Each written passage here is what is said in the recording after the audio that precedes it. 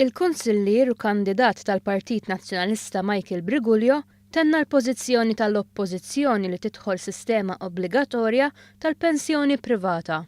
Il-proposta tas Second Pillar Pension b'kontribuzzjoni mill-ħaddiema, mill-employers u parti mill-bolla ħareġ biha l-Gvern Nazzjonalista s-7 snin ilu fl-ewwel riforma tal-pensjonijiet li kienet waslet għal żieda fl-età tal-irtirar. Pożizzjoni li tenna li jaqbel magħha l-kap Nazzjonalista Adrian Delija, tant li fl-ewwel reazzjoni tiegħu għal budget għal din is-sena ikkritika bl-aħrax lill-Gvern talli ma introduċix is-sistema tal-pensjoni obbligatorja.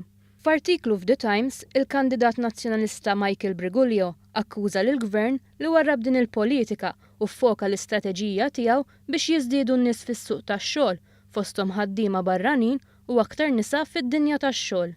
Il-proposta tas Second Pillar kienet ser torbot lil ħaddiema Maltin sabiex minn barra l-bolla kienu ser ikunu obbligati sabiex ta' kull xahar jagħmlu tajjeb għal pensjoni oħra privata.